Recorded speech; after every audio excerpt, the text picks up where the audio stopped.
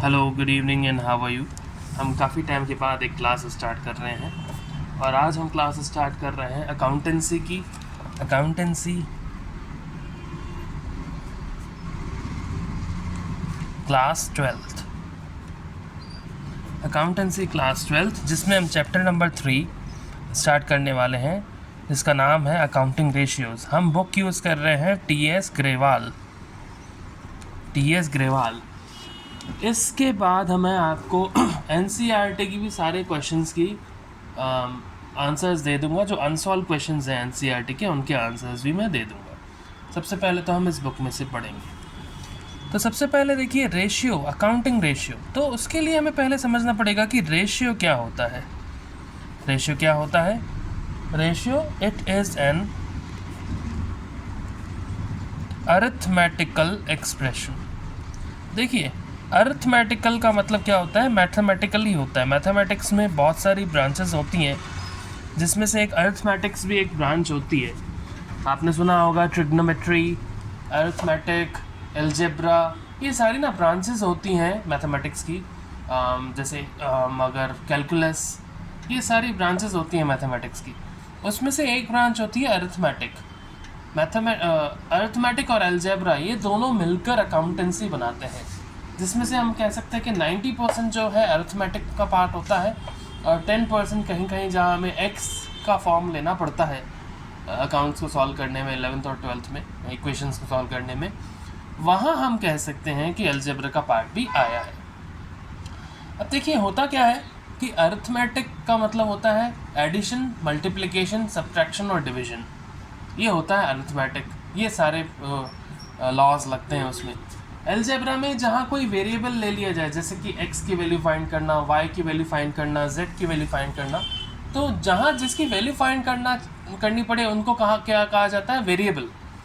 और उन वेरिएबल्स की वैल्यू फाइंड करने वाले पार्ट को जो मैथमेटिक्स में होता है उसे कहा जाता है अलजेब्रा।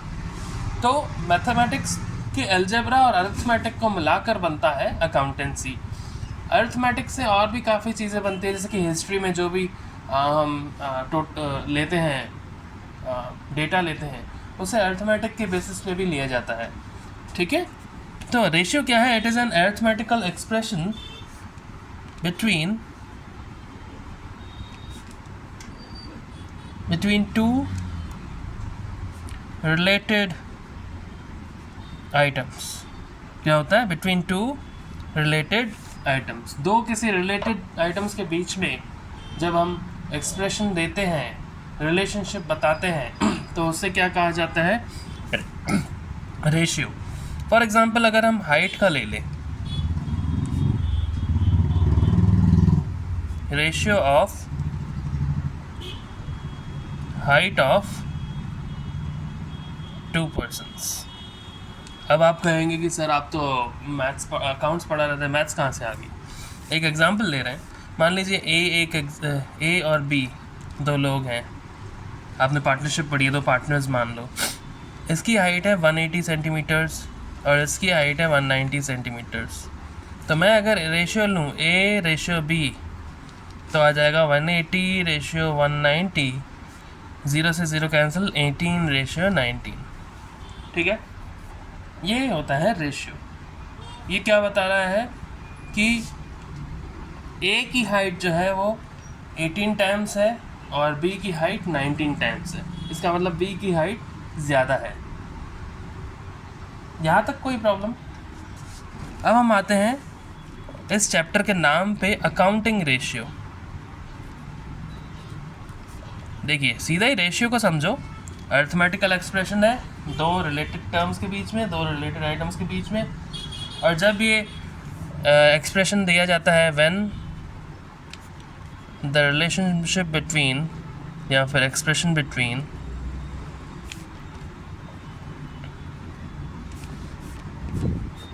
अकाउंटिंग इंफॉर्मेशन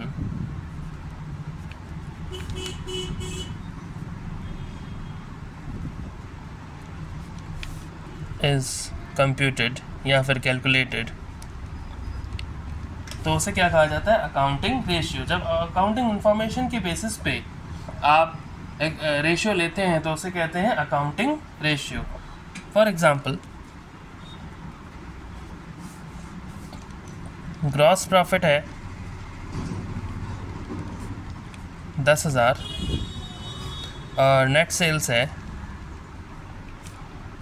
50,000, तो आपको ग्रॉस प्रॉफिट रेशियो अगर निकालना है तो कैसे निकालेंगे? ग्रॉस प्रॉफिट जितना आया 10,000 upon 50,000 net sales into 100, percentage में आता है कितना आया हमारा ये 20%।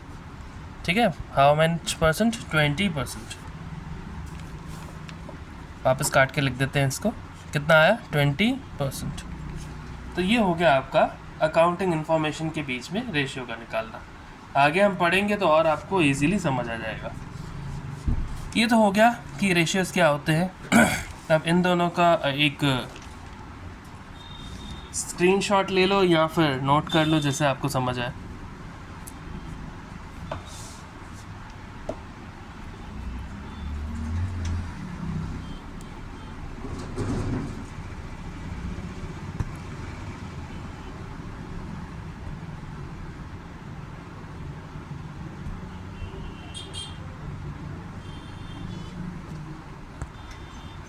ओके, नोट कर लिया। अब हम आगे आते हैं एक्सप्रेशन ऑफ रेशियोज।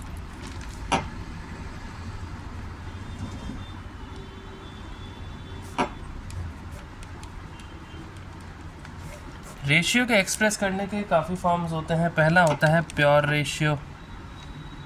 इसमें हम रेशियो की फॉर्म में ही शो करते हैं, जैसे कि पहले हमने लिखा 18:19 या फिर 1:1, 2:1, यानी कि जहाँ आप रेशियो के फॉर्म में आप शो कर रहे हैं।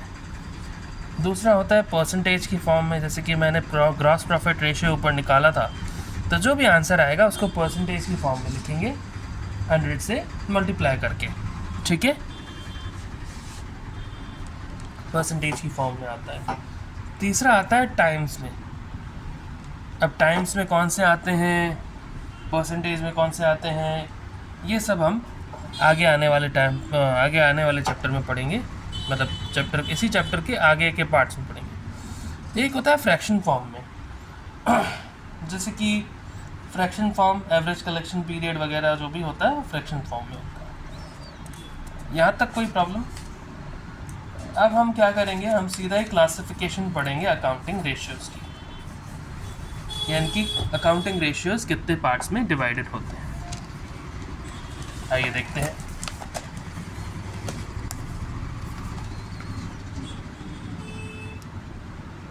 Classification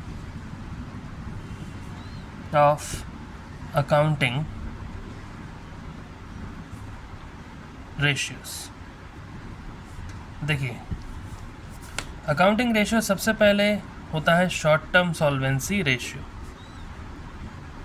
short term solvency ratio, इसे लिक्विडिटी रेशियोज भी कहा जाता है। क्या कहा जाता है? Liquidity ratios. ठीक है। दूसरा होता है लॉन्ग टर्म सॉल्वेंसी रेशियो।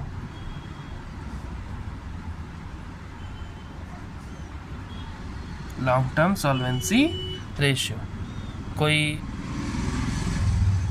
अगर आपको नहीं समझ आ रहा हो मेरा लिखा हुआ तो आप कमेंट सेक्शन में पूछ सकते हैं।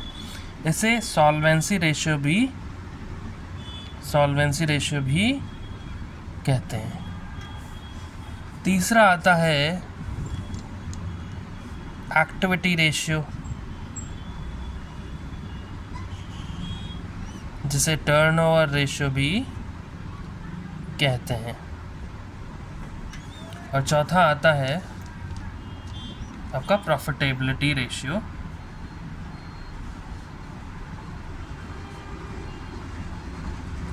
ठीक है, चौथा आता है प्रॉफिटेबिलिटी रेशियो। ये जो फ्लो चार्ट है, इसे आप एक बार इसका स्क्रीनशॉट ले लें या फिर इसको लिख लें, जैसे आपको समझ आए।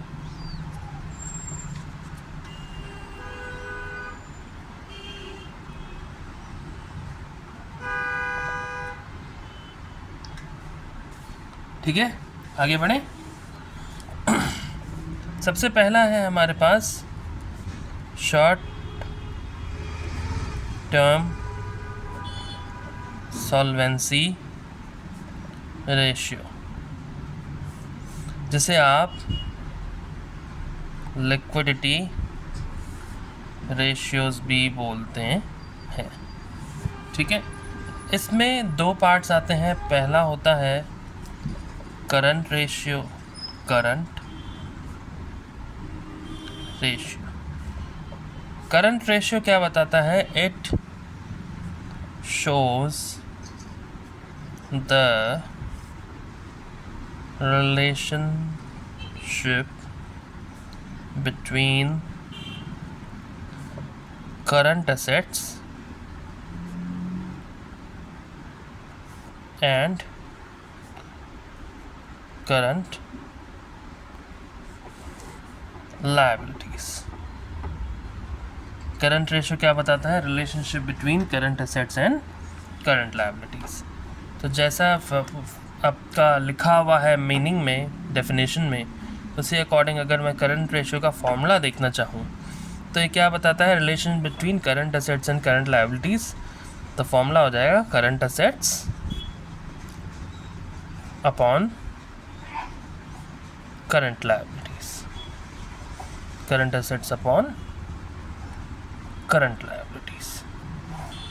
अब देखिए करंट एसेट्स क्या होते हैं वो आपने क्लास 11th में पढ़ा है, लेकिन एक बार फिर से हम आपको बता देते हैं कि करंट एसेट्स क्या होते हैं और करंट लायबिलिटीज़ क्या होती है।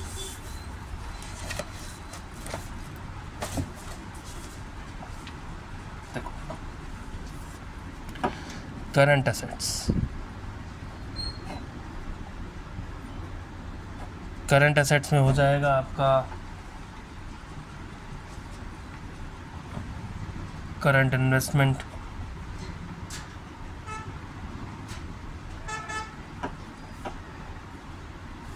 जिसे शॉर्ट टर्म इन्वेस्टमेंट भी कह सकते हैं।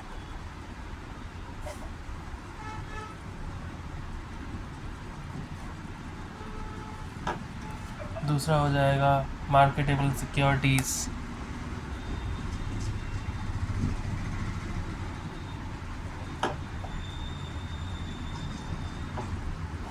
ठीक है।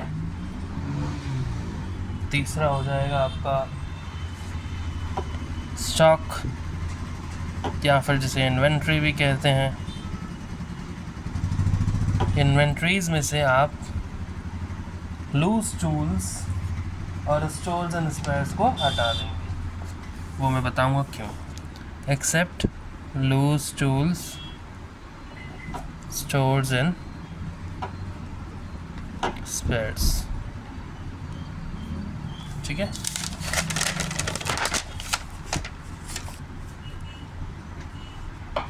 नेक्स्ट आपका आता है डेटर्स या फिर जिसे ट्रेड रिसीवेबल्स भी कहते हैं। लेकिन ये क्या आएगा? After provision for bad debts. After provision for bad debts, provision for bad debts हो कुछ तो उसे माइनस करने के बाद जो आपके पास डेटर्स आएंगे वो ही लिए जाएंगे, ठीक है। इसके बाद आता है कैश एंड कैश इक्विवेलेंट्स। ये सारे करंट एसेट्स की बात चल रही है अभी। कैश एंड कैश इक्विवेलेंट्स का मतलब क्या होता है? आपके पास कैश इन हैंड हो, कैश एट बैंक हो, कोई चेक हो, कोई ड्राफ्ट हो, उसे आप कैश एंड कैश इक्विवेलेंट्स कह सकते हैं। नेक्स्ट आता है आपका short term loans and advances, जो आपने किसी और को दे रखे हो।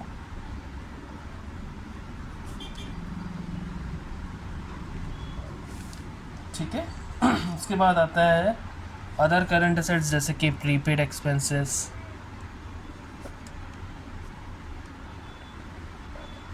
और इंटरेस्ट रिसीवेबल,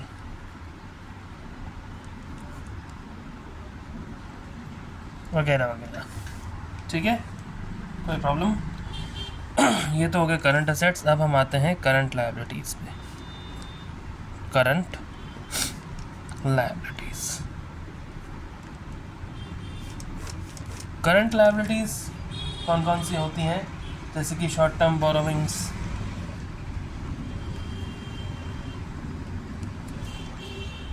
यानी कि जो 12 महीने के अंदर अंदर पेमेंट कर ली जाए जिनकी, उसी तरीके से करंट एसेट्स का मतलब 12 महीने के अंदर अंदर जिनसे पैसा आ जाए। शॉर्ट टर्म बोरोविंग्स जैसे कि बैंक ओवरड्राफ्ट हो गया,